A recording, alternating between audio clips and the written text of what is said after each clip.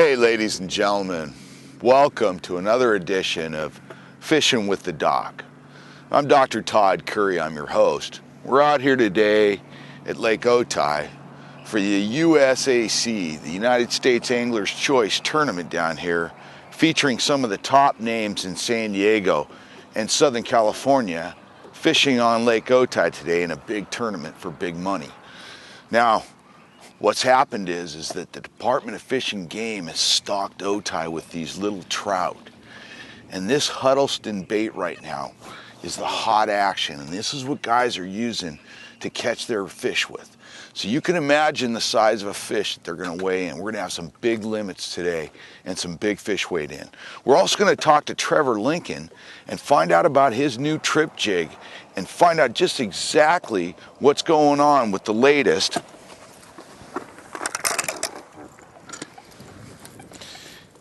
in the Alabama umbrella rig, spreader rig, however you want to describe it. Trevor's designed his more as a spinner bait, but this is the new Trip Jig, and this is the other bait that the anglers are catching fish on right now. So we're going to have some nice weigh-in limits.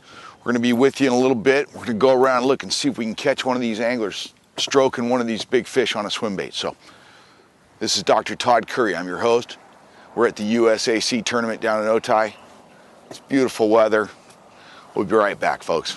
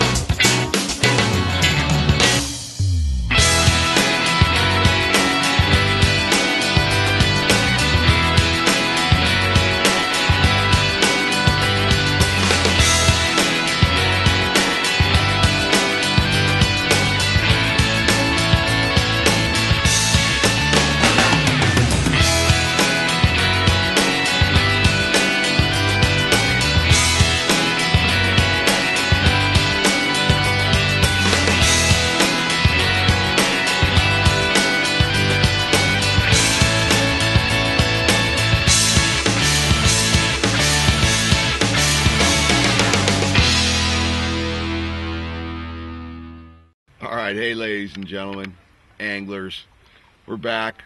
I'd like to introduce you to my guest, Trevor Lincoln. Trevor, thank you for being on the show today. No problem. Thanks really for having me. Really appreciate having you. And listen, we're out here today because basically what's happening is there's been a pretty new innovation in bass fishing, and it's called the Alabama rig. Yes, sir.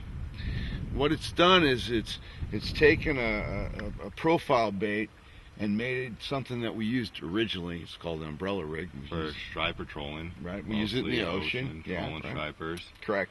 And we transcended it into something that we can catch largemouth bass on. Yeah, basically the guys back east, they took the rig and made it castable and started catching fish on it, you know.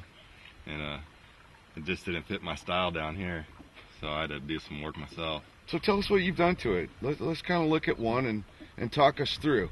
By the way, folks, it's called the Trip Jig. And Yes. again, this is a version of the Alabama rig. We're not going to deny that, and imitation sometime is the greatest flattery. But tell us what's different about yours as opposed to the traditional rig that these guys are using.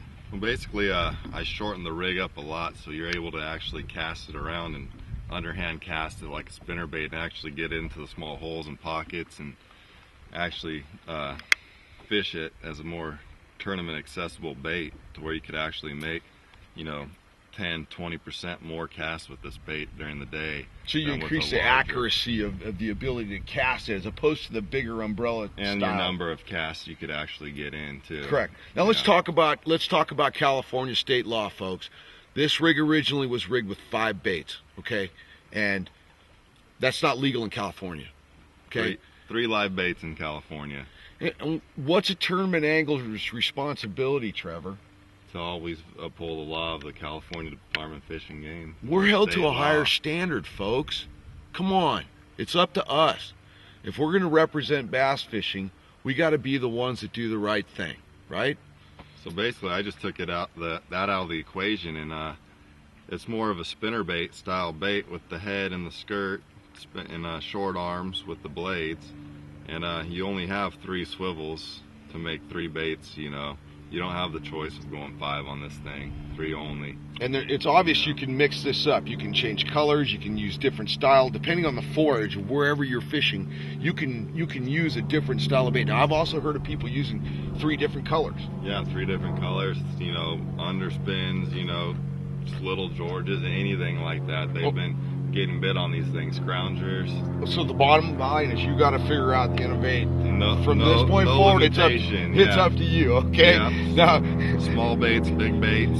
Now, what do our anglers need to know about as far as fishing it? I mean, what are we going to be doing today? Because we're right here at El Cap right now. We're in the back of the lake, and we're going to start fishing in just a few minutes, anglers. But give the anglers some tips about using the bait.